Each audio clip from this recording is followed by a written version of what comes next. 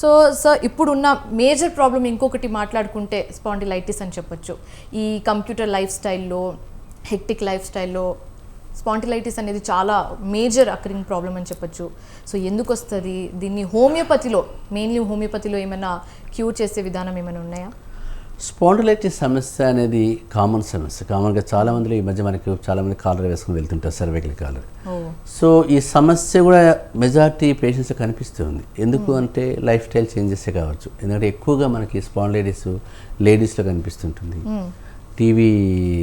టీవీస్లో పనిచేసే వాళ్ళకు, కెమెరామెన్స్కి కానీ, ఎక్కువగా వెయిట్ ఎత్తే వాళ్ళలో కానీ, మెడపైన ప్రెజర్ ఎక్కువ పడి సాఫ్ట్వేర్లో కానీ ప్రెజర్ ఎక్కువగా మెడపైన పడి సిస్టమ్ పైన ఉంటారు కాబట్టి పిల్లలు బ్యాగ్స్ వేసుకొని వెళ్ళిపోతుంటారు స్కూల్స్ కూడా కదా, వాళ్ళకి కానీ, అంటే వెయిట్ బేరింగ్ జాయింట్స్ కదా, వెయిట్ దానిపై పడడం వల్ల కానీ ఇవన్నీ కామన్గా కనిపిస్తుంటాయి మీకు.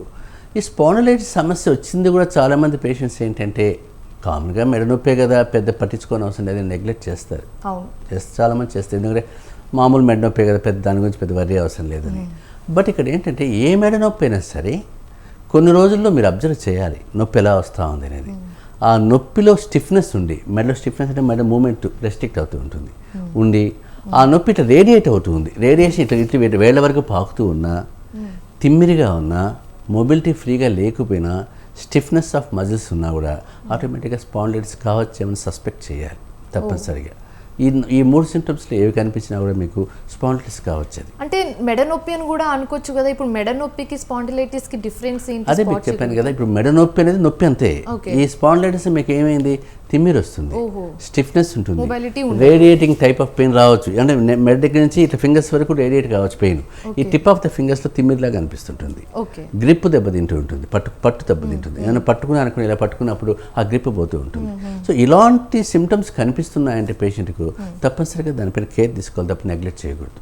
ఒకసారి నెగ్లెక్ట్ చేస్తే పేషెంట్కి కొన్ని స్టేజ్లో ఇప్పుడు నేను రెగ్యులర్గా చూసే కేసులే కదా, 2-3 కేసులు వాళ్ళ కోమాలు ఎక్కువైన వాళ్ళు ఉన్నారు స్పాండిలైటిస్తో. అంటే మీకు ఇక్కడ ఏమవుతుంది, డిస్క్ కంప్రెషన్ అయిపోవడం వల్ల సడన్గా సప్లై కట్ అయిపోయి అసలు మన పేషెంట్స్ 2-3 కోమాలు ఎక్కువ వెళ్ళారు తెలియకుండానే. అంటే వాళ్ళకి ఏంటంటే వాళ్ళు దాని గురించి పట్టించుకోకపోవడం వల్ల, సరైన ట్రీట్మెంట్ లేకపోవడం వల్ల ఏమవుతుంది, మెడ నొప్పే కదా అని నెగ్లెక్ట్ చేయడం వల్ల చివరికి అది కాంప్లికేట్ అయిపోయిన తర్వాత, ప్రోగ్రెస్ అయిన తర్వాత ఈ సమస్య వచ్చే ఛాన్స్ ఉంటుంది.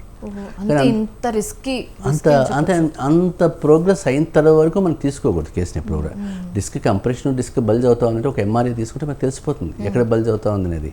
ఎక్స్రేలో కూడా మీకు డిస్క్ స్పేస్ ఎలా ఉందో తెలిసిపోతుంది. ఏదైనా సరే మీకు నొప్పి వస్తూ ఉంది, తిమ్మిరిగా ఉంది, మెడ దగ్గర స్టిఫ్నెస్ ఉంది, మూమెంట్ కొంచెం కష్టంగా ఉంది, గ్రిప్ కొంచెం తగ్గుతూ ఉంది అనుకుంటే మాత్రం తప్పనిసరిగా స్పాండిలైటిస్ కావచ్చు. హోమియోపతిలో దీన్ని క్యూర్ చేసే విధానాలు ఏమైనా ఉన్నాయా? మీకు హోమియోపతి దీనికి చాలా వండర్ఫుల్గా పనిచేస్తుంది, చాలా ఎఫెక్టివ్ డ్రగ్స్. ఎందుకంటే నేను థౌజండ్స్ ఆఫ్ కేసెస్ చూశాను కాబట్టి నా ప్రాక్టీస్లో స్పాండిలైటిస్ సమస్య చాలా ఈజీగా తగ్గుతుంది. అంటే మీకు ఇక్కడ ఏంటంటే పెయిన్ మేనేజ్మెంట్ కూడా చాలా ఇంపార్టెంట్. ఇక్కడ చాలామంది హోమియోపతిలో చాలామంది ఏమనుకుంటారు, పెయిన్ మేనేజ్మెంట్ హోమియోపతిలో ఏం చేస్తారులే, అలోపతిలో ఉన్నంత పెయిన్ మేనేజ్మెంట్ హోమియోపతిలో లేదు కదా అనే ఆలోచన చాలామందికి ఉంటుంది. అందువల్ల మీకు పెయిన్ దగ్గరికి వచ్చినప్పుడు హోమియోపతి కూడా చాలా వండర్ఫుల్గా పనిచేస్తుంది. ఎందుకంటే నేను చూసిన కేసు వాడు మందు వేసిన ఒక 1 అవర్లోనే పేషెంట్ రిలీఫ్లోకి వెళ్ళిపోతాడు. నొప్పి చాలా తగ్గింది సార్ అని చెప్పేవాళ్ళు చాలామంది ఉంటారు మీకు. అందువల్ల మీకు స్పాండిలైటిస్ ఉన్నప్పుడు ఒక ఎంఆర్ఐ కానీ మనం తీసుకుంటే అది డిస్క్ బల్జ్ ఎక్కువ ఉంది, డిస్క్ కంప్రెషన్ ఉందా, డిస్క్ స్పేస్లో ప్రాబ్లం ఉందా, ప్రొట్రూజన్ ఉందా అని కూడా గుర్తుపట్టచ్చు. డయాగ్నోసిస్ చాలా ఇంపార్టెంట్. అంతేగాని హోమియోపతి డాక్టర్ డయాగ్నోస్ అవసరం లేదు అని చాలామంది అనుకుంటారు. సో వస్తే రిపోర్ట్స్తో రావాలి. రిపోర్ట్ ఉంటే మీకు దాని ప్రోగ్నోసిస్ తెలుస్తుంది, దాని ఫర్దర్ ఎక్స్టెన్షన్ ఏంటో తెలుసుకుంటుంది. దాని రూట్సే కాదు, దానికి మనం ప్రికాషన్స్ చెప్పే ఛాన్స్ ఉంటుంది పేషెంట్కి. బ్లైండ్గా హోమియోపతి దగ్గరికి వెళ్ళిపోయాము, ఏదో ఆయన చేయి పట్టుకొని మెడ పట్టుకొని చెప్పేస్తాడు స్పాండిలైటిస్ అని చెప్తే తప్పది ట్రీట్మెంట్. ఎందుకంటే మీకు ఒక ఎవిడెన్స్ బేస్డ్ ట్రీట్మెంట్ ఉండాలి తప్ప ఏదో హోమియోపతికి వెళ్ళాము మాకు ఏ రిపోర్ట్స్ వద్దనుకుని కొందరు పేషెంట్స్ ఇప్పటికీ ఉన్నారట. అంటే మెజారిటీ పేషెంట్స్ రిపోర్ట్స్తోనే వస్తారు మన దగ్గరికి అనుకోండి. ఎందుకంటే ఫస్ట్ ఆఫ్ ఆల్ అలోపతికి వెళ్ళిన తర్వాత ఎంఆర్ఐలు తీసుకున్న తర్వాత మన దగ్గరికి వస్తారు, వాళ్ళు సర్జరీ చెప్పారు అప్పుడే వస్తుంటారు మన దగ్గరికి. సో ఫుల్ ఫ్లెడ్జ్డ్గా అన్నీ తీసుకొచ్చేస్తారు, బండిల్ తీసుకొస్తారు కాబట్టి. బట్ ఇక్కడ ఏంటంటే ఒక ఎంఆర్ఐ వల్ల కూడా మనకి ఏమవుతుంది, ఆ ఫ్యూచర్ ఎక్స్టెన్షన్స్ ఎలా ఉంటుంది, ప్రోగ్నోసిస్ ఎలా ఉంటుంది, ఆ ప్రాబ్లమ్స్ ఏమైనా కాంప్లికేషన్స్ ఏమైనా డెవలప్ అవుతాయని చెప్పచ్చు. దానివల్ల ట్రీట్మెంట్ పార్ట్ కూడా ఈజీగా ఉంటుంది. ఫిజియోథెరపీ ఏమైనా అడ్వైజ్ చేయాలా, ప్రికాషన్స్ తీసుకోవాలా, treatment part mode of treatment ఏంటో తెలిసిపోతుంది. బట్ ఇక్కడ నేను చెప్పేది ఏంటంటే ఎప్పుడైనా మీకు స్పాండిలైటిస్ అని ఒకసారి సస్పెక్ట్ చేసి డయాగ్నోస్ చేస్తే మాత్రం తప్పనిసరిగా మంచి కమాండబుల్ డాక్టర్ దీన్ని మాత్రం కలవాలి ఏ పేషెంట్ అయినా కూడా. సెకండ్ ఒపీనియన్ కోసం హోమియో డాక్టర్ని కలిస్తే కన్నా సర్జరీకి పోయే ఛాన్స్ లేకుండా ప్లాన్ చేసుకోవచ్చు. ఇన్ఎవిటబుల్ అనుకోండి, అది ఎవడు ఏం చేయలేడు. కానీ మెజారిటీ నేను చూసిన కేసులో 90% ఆఫ్ కేసులని సర్జరీ చెప్పిన తర్వాత వచ్చారు నా దగ్గరికి. వాళ్ళంతా హ్యాపీగానే ఉన్నారు, ఇబ్బంది ఏం లేదు, పెద్ద బాధపడట్లేదు. అంటే దీన్ని బట్టి అర్థం ఏంటి, హోమియోపతి పని చేస్తూ ఉంది. ఇట్ వర్క్స్ అనమాట. అంటే హోమియోపతి సిస్టమ్ పైన డిపెండ్ అయితే, ఒక మంచి డాక్టర్ పైన డిపెండ్ అయితే తప్పనిసరిగా పరిష్కారం ఉంటుంది, సర్జరీ లేకుండా. సో స్పాండిలైటిస్ని నెగ్లెక్ట్ చేస్తే మాత్రం కోమాలో వెళ్ళే ఛాన్స్ ఉందని కూడా డాక్టర్ గారు చెప్తున్నారు. సో నెగ్లెక్ట్ చేయకండి. డాక్టర్ గారు, ఇంపార్టెంట్ క్వశ్చన్, అందరికీ వచ్చే డౌట్ ఏంటంటే హోమియోపతి త్రూ ఏమైనా క్యూర్ ఉంటుందా అని చాలామందికి ఒక క్వశ్చన్. దానికి మీరు ఏం చెప్తారు? అది క్యూర్ కంటే కూడా హోమియోపతి క్యూర్ అనేసరికి ఏమవుతుంది మీకంటే, సరైన డాక్టర్ని ఎంచుకోకపోతే క్యూర్ దొరకదు. హోమియోపతి ఉండే డ్రాబ్యాక్ అది. సరైన డాక్టర్ని ఎంచుకోరు ఎవరు కూడా. హోమియోపతి వాడమన్నారు కదా, పక్కన ఏదో టెంపుల్లో ఇచ్చారు, పక్కన ఎవరు ఆర్ఎంపీ ఇచ్చారు, వాళ్ళు ఇచ్చారు, వీళ్ళు ఇచ్చారు, వాడేస్తుంటారు.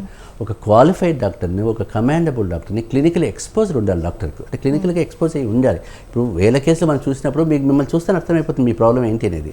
అలాంటి గ్రిప్ ఉన్న డాక్టర్ దగ్గరికి వెళ్ళినప్పుడు తప్పనిసరిగా పరిష్కారం దొరుకుతుంది. అది తప్పు. అంటే మీకు సరైన డాక్టర్ మీరు ఎంచుకోకపోతే, సెలెక్షన్ ఆఫ్ డాక్టర్ ఇక్కడ important, selection of medicine important, సరైన డైట్ ఉండాలి. ఈ మూడు కలిస్తే కనుక హోమియోపతి రాంబాణంలాగా పనిచేస్తుంది. అందువల్ల నేను పేషెంట్స్ కూడా ఇచ్చే అడ్వైజ్ ఏంటంటే, ఎంత దూరం ఉన్నా ఎక్కడున్నా కూడా ఒక మంచి డాక్టర్ కోసం వెళ్ళాలి తప్పనిసరిగా. అంతేగాని మేము ఎక్కడో ఉన్నాము, అమీర్పేటలో ఉండేవాడు కుకుడుపల్లికి రాలేడు, కానీ ఈ అమలాపురము, అనంతపురం, తిరుపతి ఉన్నవాడు వచ్చేస్తాడు, అమెరికాలో ఉన్నవాడు వస్తాడు, అమీర్పేట వాడు రాలేడు. ఎందుకంటే అమీర్పేట నుంచి కుకుడుపల్లి దూరం అనిపిస్తుంది వాళ్ళకి. మరి ఎక్కడో అమలాపురం, కాకినాడ ఉండేవాడు పరిగెత్తుకుంటూ వస్తున్నాడు పొద్దున్న రైలు వేసుకుని. అంటే దీన్ని బట్టి ఏంటంటే వాళ్ళకి అవేర్నెస్ కాదు, పేషెంట్కి తెలియదు అంతే. ఒక మంచి డాక్టర్ని వెతుక్కోవాలనేది వాళ్ళకి తెలియాలి. అక్కడ ఒక చిన్న వస్తువు కోసం మనం 10 షాపులు తిరుగుతాం, చిన్న టీవీ కోసం ఓ 1000 రూపాయలు తగ్గుతుందేమో. అలాంటి మీ హెల్త్ కోసం ఒక డాక్టర్ కోసం మీరు ఎంత దూరమైనా రావాలి అంటారు. ట్రూ. అదే అప్పుడే వాళ్ళకి ఫలితం ఉంటుంది. So thank you so much doctor గారు, మాతో టైం స్పెండ్ చేసి చాలా విషయాలు మాకు చెప్పినందుకు. సో ఇది చూసారు కదా, ఒక మంచి డాక్టర్ని ఎంచుకొని మీరు ట్రీట్మెంట్ చేయించుకోవాలి. సో మీరు కనుక డాక్టర్ మధు వారణాసి గారిని కలవాలనుకుంటే స్క్రీన్ మీద కనిపిస్తున్న డీటెయిల్స్ని కాంటాక్ట్ అవ్వండి. నంబర్ని కాంటాక్ట్ అయ్యి అపాయింట్మెంట్ తీసుకుని డాక్టర్ని కలవచ్చు.